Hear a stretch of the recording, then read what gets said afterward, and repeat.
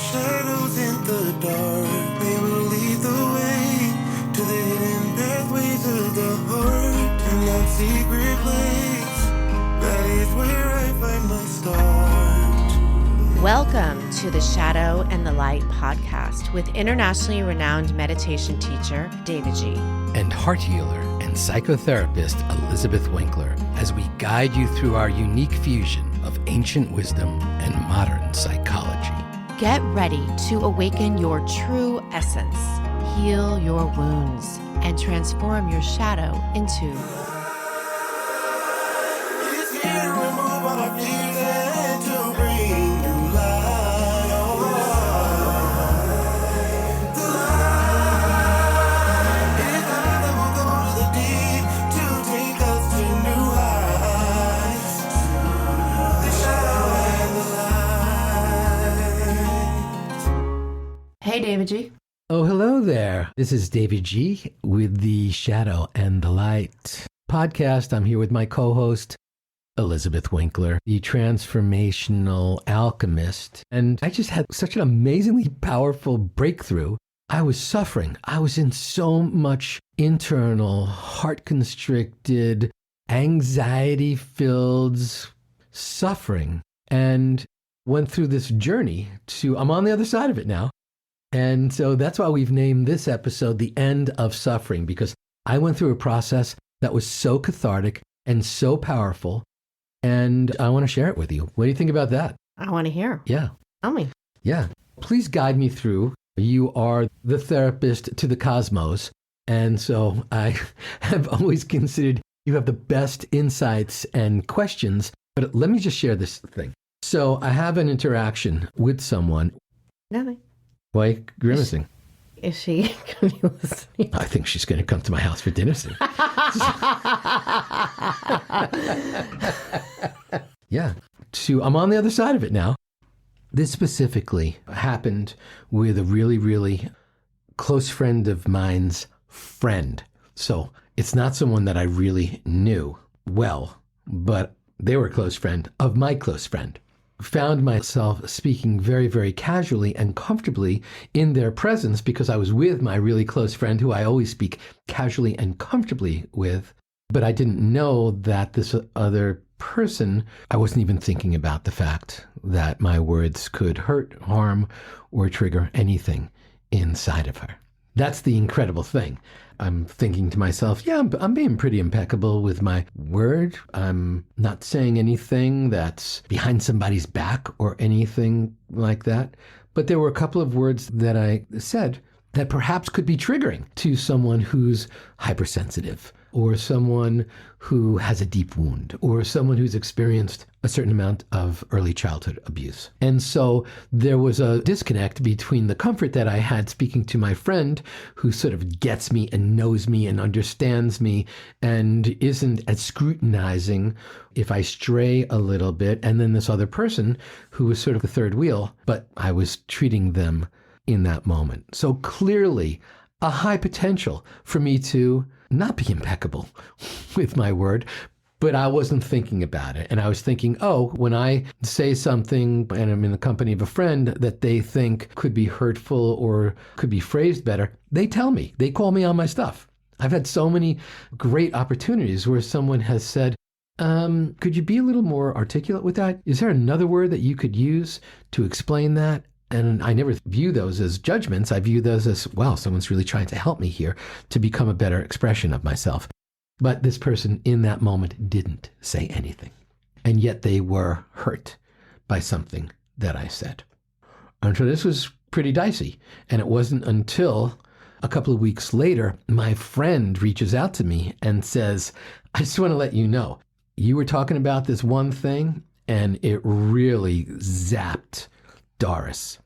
It really zapped her. And I was like, what do you mean? She said she took it almost as a personal attack. And I was like, oh, I was speaking so generically at the time. Why would she take it personally?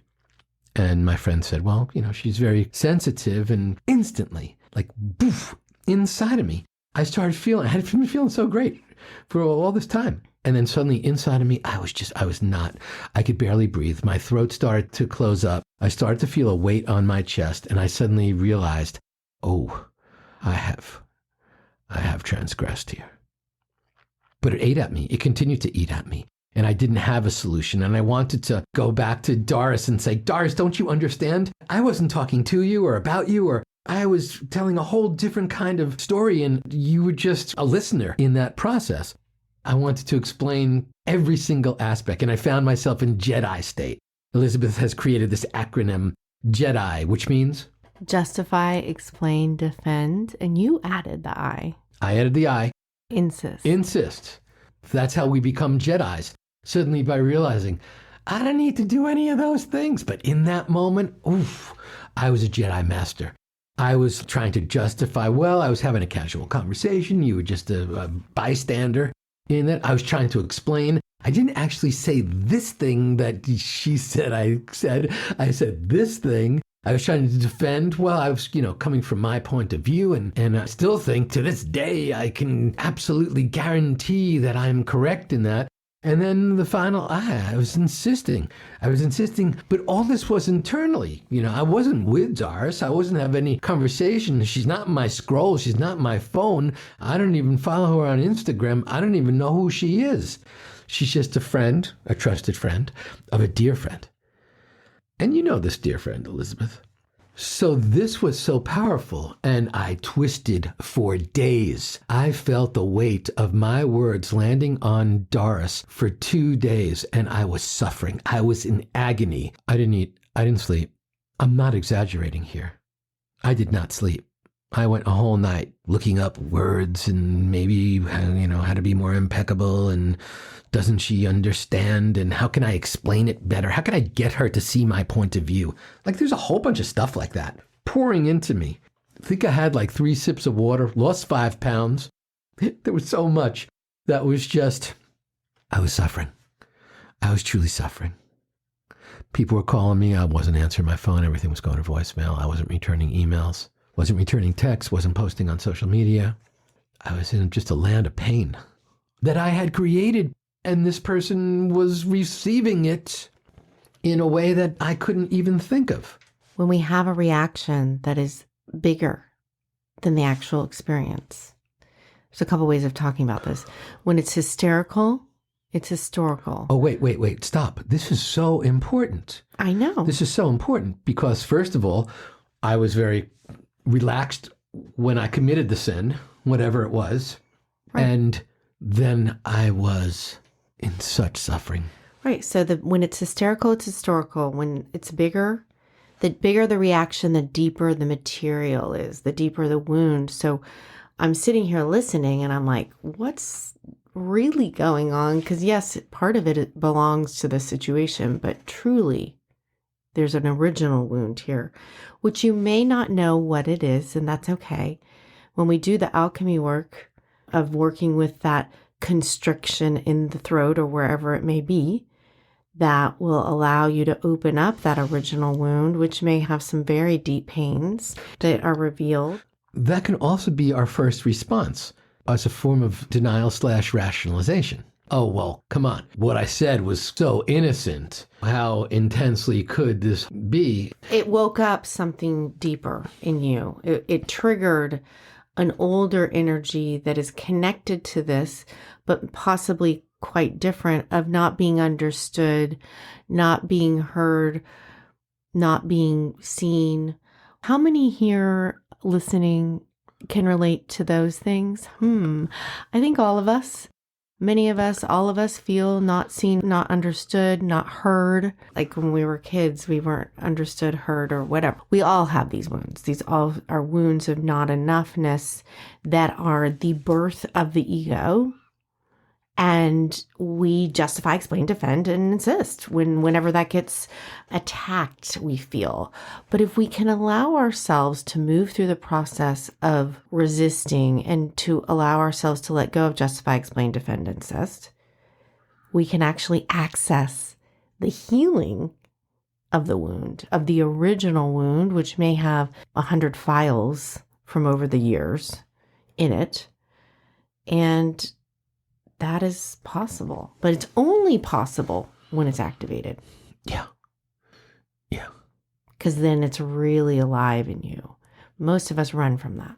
And let me tell you how this then unfolded for me. Then I'm walking Peaches 2 mornings later, and something pops up on my phone. Sell Rosh Hashanah, buy Yom Kippur, which is one of those memes from the stock market. Apparently, back in the day, if you would just sell your positions on Rosh Hashanah, the new year, the Jewish New Year, and 10 days later, buy all them back, you would have sold high and bought low. And then I started reading, how long has this been going on? How long have people been making investment decisions based on sell Rosh Hashanah, buy Yom Kippur? And then as I continued to scroll, Peaches and I are walking, we're on like mile 2, and I'm scrolling, and then it says, those 10 days between Rosh Hashanah and Yom Kippur are the 10 days of penitence. These are the 10 days to be as remorseful as you possibly can be, because maybe the other 355 days out of the year, you haven't been particularly repentant. You haven't been particularly apologetic. And I said to myself, if I can't be remorseful, at least during the 10 specific days, and I'm not religious, and it certainly popped up on my phone for a reason on that day. I said, if I can't be repentant during the 10 days of penitence, then brought me back to Rabbi Hillel. If I'm not for myself, who is for me? If I'm only for myself, who am I? And if not now, when?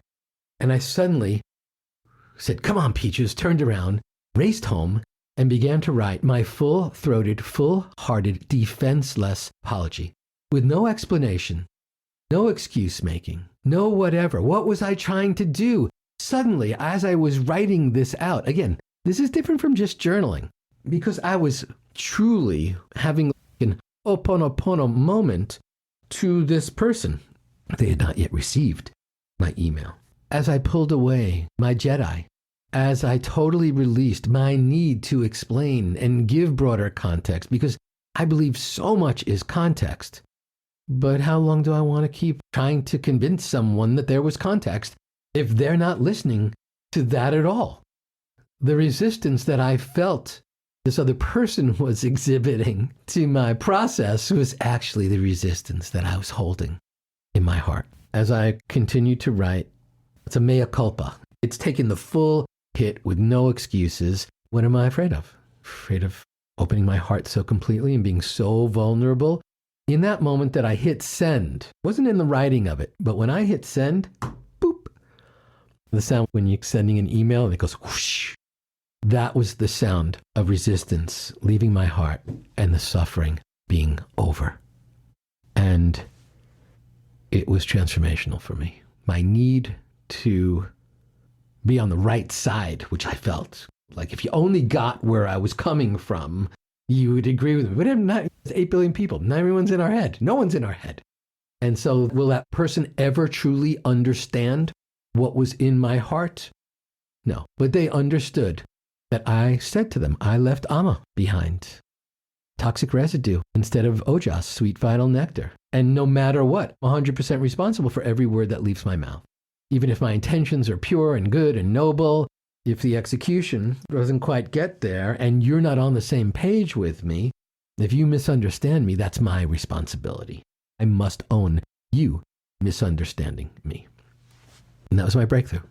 Amazing. I love it. Forgiveness. Self-forgiveness too. Yeah. And here was the coolest thing. I had no expectation that she would reply. And I didn't say, can you forgive me? I just asked, I hope you received the email.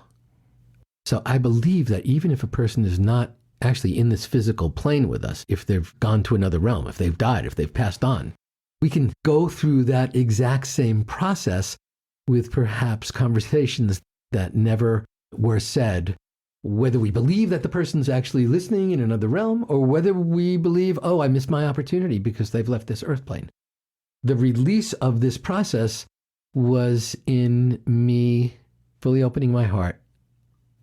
And while I was writing this, there wasn't even a line where I was trying to defend and then deleted it. I wasn't going to go there. I wasn't going to go there. It was probably one of the most enlightening things that I've ever written, and the more Queen's version of me would have said, oh, don't be so weak. Don't be such a loser. Don't buy into this person's mindset. And I felt it was just beautiful to do that. And it really didn't have anything to do with the other person. I don't want to say that. Maybe that other person's listening right now, but this really had to do with me. And in that moment, I thought of you, Elizabeth, because I became the Jedi warrior in that moment, brandishing my lightsaber and having no need to even use it because my heart was so exposed and so open. You say it has nothing to do with the other person. You could say that, and you could say it has everything to do with them, because tatvamasi, we are all reflections. How does that live in me? Tatvamasi, which means I am that, or you are that. And that mantra, I like to use it with judgment when we're judging or defending or resisting. Yeah. What you resist persists. And people that challenge us, if we are willing to drop our ego, which is what you got to, we can access that connection point of how that lives in me and move to a deeper level of the heart. Very hard for people, though. Very hard for everyone. 48 hours of twisting and struggling and suffering preceded this. Not saying it's easy, but here's the internal conversation I was having. I want to stop suffering. Please let me stop suffering. And I don't know, when I said please, perhaps I was speaking to God, and then God delivered a Jewish New Year, Sel Rosh Hashanah message for me. But had I not continued to read that, I wouldn't have gotten to the reality of the 10 days of penitence, which who knows who follows that. Most people celebrate Rosh Hashanah because it's New Year and it's a gratitude day, a taking stock day. And then on Yom Kippur, which is 10 days later, you fast, you cleanse, you apologize to all the sins you've done to yourself, to others, to God, to whatever. Not a lot of attention these days put on those 10 days. Penitence, but those are 10 official days of remorse and repentance, which is so critical. And most people, you're either going to confessional if you're Catholic. If you're Jewish, you're like waiting for that day when you're fasting to say, look, I really fasted. If you're Islamic, that's happening a lot of times over the course of the year. We think of Ramadan, but there's a whole bunch of different Eids where fasting takes place to remind us to get closer to our most divine self, to get closer to God. Own your impact is what this is really coming back to, right? Yes. Yes. I actually listened to a streaming of on Rosh Hashanah, and the rabbi was saying, he was saying that in the Jewish tradition, it's about self-responsibility. This is a time of taking responsibility for yourself and the impact that you have had. I also think you were talking about forgiveness and how we can do this with people who are no longer with us. I do this as a process with people quite often. I work a lot with people in divorce. I've used this myself in challenging situations. And it's a meditation I've created for myself, or I've offered to others, which if there is someone that you are struggling with or they're struggling with you, as was your situation, I guess it was both, you can envision them get into a meditative state, relax, meditate, maybe listen to one of davidji or my meditations on Insight Timer if you want. But you need to be relaxed, because if you're not in a relaxed state, really nothing can happen.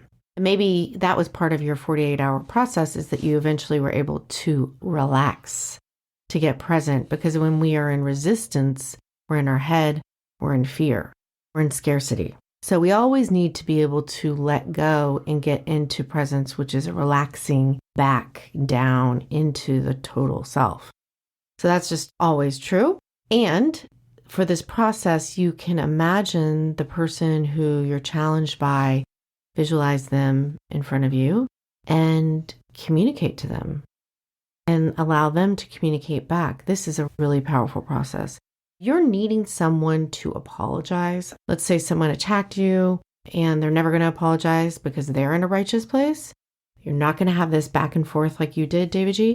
You can visualize them and imagine them giving you that apology that you needed, or whatever it was you needed, and then have an interactive process with them in your mind's eye.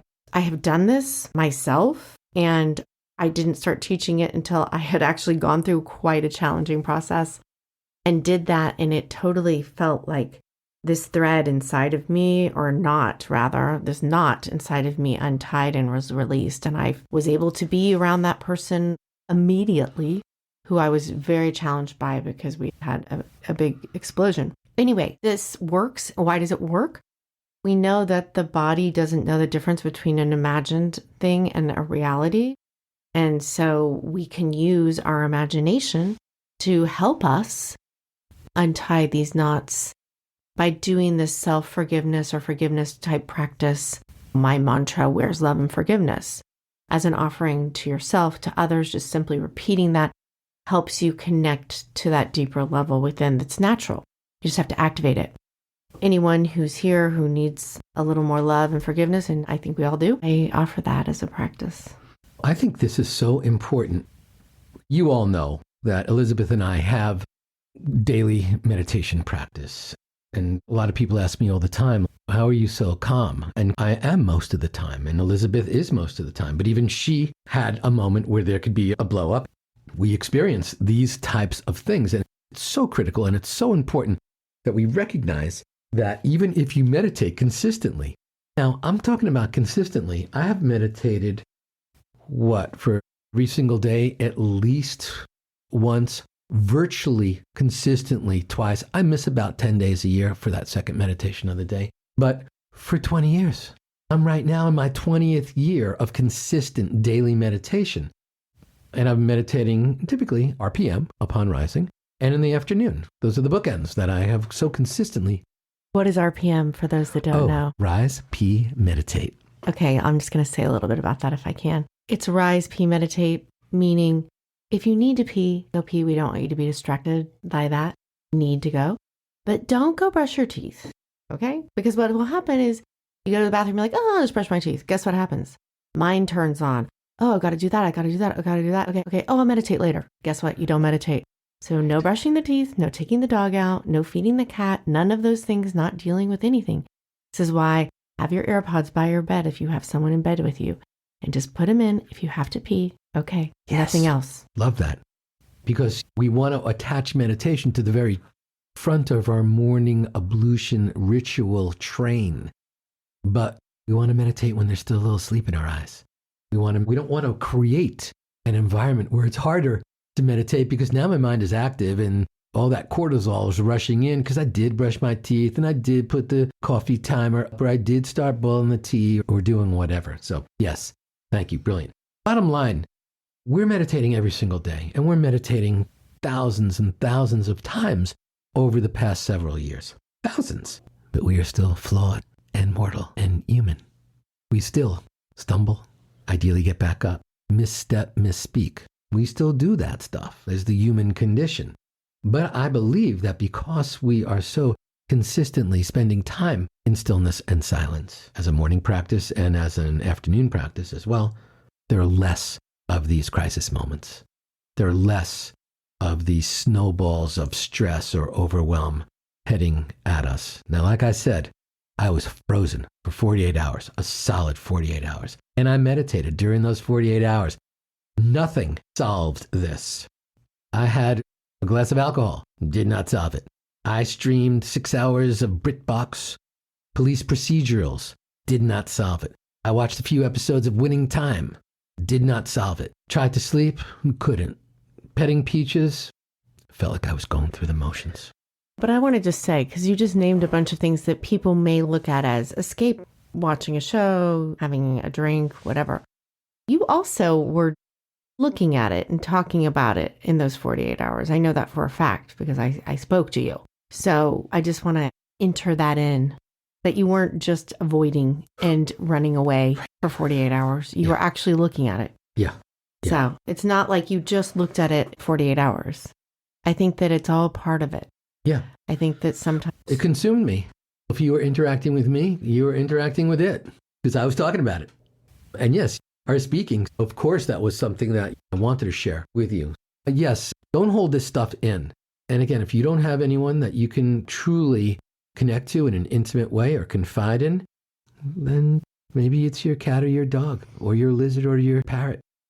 And if you don't have any of them, maybe it's closing your eyes and having a conversation with an archetype or someone you do trust. And clearly, if you have a therapist, these are brilliant opportunities to discuss these with your therapist. Anyway, it was really important for me to share with you the process that I went through, because if you had asked me at the beginning of my torturous journey of suffering, I would have said, it feels like this feeling will last forever. But it feels like I will feel this true knife in my heart and a weight on my chest and a constriction in my throat. And all of those activations are invitations for you to be more free. Yeah. A constriction, the sensation is an alive energy. You talked about being frozen. So I often talk about the samskaras or the old wounds that we haven't fully processed. Are the memories, they're the etchings of the past. Yeah, they're our wounds. So I say they're like little frozen roses or flowers within our heart, and they're under often a glacier. And our awareness or our attention is like the sun. So sometimes other people, experiences activate these frozen, hibernating energies or flowers. And what we can do, davidji mentioned, if you don't have someone to talk to, even if you do, I would really recommend this, because this is the alchemy. You pause and you close your eyes and bring your awareness, that sunlight, down to where that energy, that constriction, that suffering, where is it? Not why, where and what are you noticing? And just bring your attention, maybe even place your hand there. Just notice. And what this does is we begin to notice it, allow it, begin to ask ourselves, can I accept that this is here, this energy? That frozen flower starts to reveal itself out of the glacier. Still frozen, but with the sunlight of your awareness, it starts to melt. Those petals become more available. I accept, I accept, I accept. And as you continue to accept and allow the breath, your awareness to just shine its light here, you can move into a trust that this flower knows what to do. I trust. Are you willing to trust? Just handing it over, letting go of fear and letting the flower take the wheel. And what happens as the sunlight of awareness is resting on that? The flower knows what to do. It opens. The petals open and all the petals will fall. It is open, it is released and becomes soil. Its expansion now is removed, and that samskara, because samskaras actually really do feel like a flowering when they open. Now, sometimes when they open, you will have memories come forward. You will have feelings of pain. Whatever was stored, a samskara is an old wound. Could be like an image of you when you were little, or a memory of your family, or just pain or rage. That can happen when these petals open, and that's when we're dealing with some traumas and things like that. And you can do this with the help of a guide. So do it at the level that you are able at this moment if you want.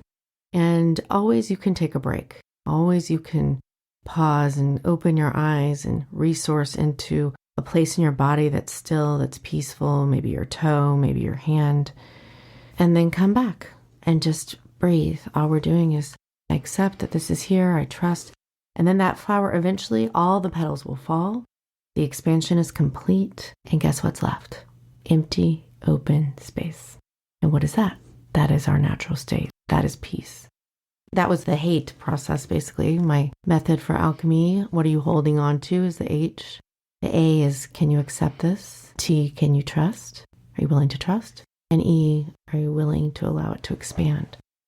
I've never talked about it with the flower in relationship to the hate, but I like that because the flower knows what to do. Hate stands for? What are you holding on to is the H. The A is, am I willing to accept that this is here, that this energy is alive in here? And the T is, am I willing to trust that the energy knows what to do? The flower does.